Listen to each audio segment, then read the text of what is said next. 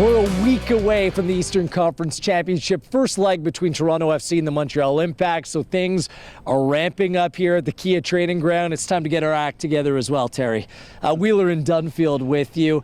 TFC still with 3 players away on international duty. In fairness, same goes for the Montreal Impact. How does that affect preparations, if at all, at this stage? It's not ideal, but the game's not on a Saturday. We're still a week away, so when they come back on Thursday, you still have four days to prepare. But now that TFC start tactically to look how they're going to break Montreal down, what their weakness is, how they're going to play, you can only do so much without those 3 players. But the training of that sort will have started. There's so much to get into in terms of this battle between these two sides. They're very familiar with one another. The rivalry both on and off the field speaks for itself. But the one area that stuck out last year in the first round of the playoffs was the midfield battle. And I'll have to say that day, the 3-man midfield of the Montreal Impact did a very good job. They're all defensive. They're hard workers. There's not a lot of flash in there, Terry. But what do Toronto FC's midfield 3 need to focus in on heading into this game? I think they need to be ready for everything. About last season, what surprised us was how high they pressed TFC, and I don't think we were quite ready for that. So far this year in the middle of the park against Philadelphia, TFC absolutely dominated. The first game at home until the 2 goals, the middle of the park, that battle was so important. For me, I think you need to try to get that ball out wide if possible. There will be holes and pockets that open up eventually, but initially it's just not turning that ball over in the middle of the park. Montreal so far this year in the playoffs has been excellent. There's 3 that play in there. They play close to one another.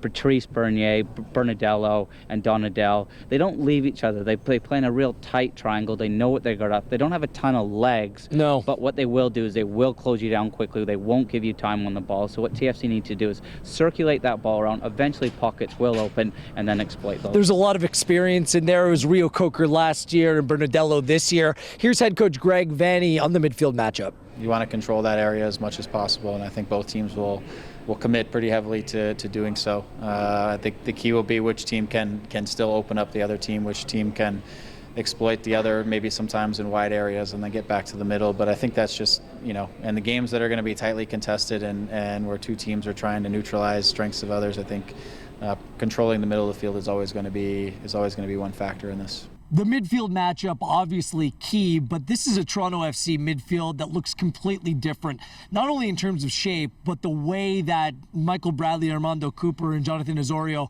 have all been in form and come together, and with the outside wing backs complementing them very well, pushing forward when need be, it's going to be a much different complexion to this matchup. Yeah, that midfield's come well on both sides of the ball. They've done extremely well. With the help of the fullbacks, they've really been able to put teams under pressure since changing to the system 5 games ago.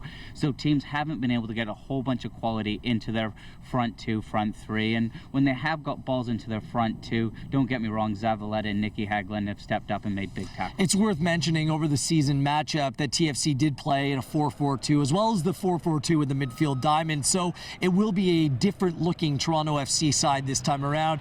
Yet this TFC team has played particularly well on the road. They're the best away team still remaining in the MLS playoff picture. That bodes well, even going to play Montreal on turf. Yeah, for me, a big part of that is that TFC are able to sit back. They're able to soak pressure up, and when they do turn the ball over, teams are exposed, and on the counter in transition, there's nobody better in the league than TFC. And when they get that first goal and teams even open up even more, then it is game over because TFC will hurt you. Because the weather's been so nice, TFC has been training on grass. They do have the advantage of practicing and training on a turf field here at the Kia training grounds as well. We'd be remiss if we did not mention what's going on in terms of the Western Conference Championship picture. It's the Seattle Sounders and the Colorado Rapids, but the Rapids lose their goalkeeper Tim Howard through injury on international duty. How much of a loss is this for Colorado, Terry? He picked up a groin strain. Not only is it a huge loss on the pitch. Look, it was one of the best goalkeeping performances of the year against the LA Galaxy in the last round, but also in the changing room. All his international experience, his big game experience, it's a massive blow. And a massive advantage for Seattle. Yeah, we'll see what happens coming out of the international break as it wraps up over the next couple of days. But Howard, a big blow to a team that has home field advantage, but taking on a very good Seattle Sounders team. It will be uneasy feelings in the Rocky Mountains over the next few days leading into the matchup. Yeah, it's a big matchup, and obviously if Seattle do come through it, not to look forward too much, we could actually be hosting the MLS Cup final. December 10th, we've circled it already, but like you said, not to get ahead of ourselves, we're looking at the 22nd and the 30th of November, the two matches against the Montreal Impact. We're going to be here all week long, providing you top coverage. And in the meantime, Wednesday afternoon at 2 p.m. Eastern Time, it will be a Toronto FC Twitter Q&A. Justin Morrow, Stephen Badisher will be taking part in that. Ask your questions. Use the hashtag AskTFC. If you got a question for Stevie, for Justin, ask away and they'll answer that 2 p.m. Eastern Time on Wednesday.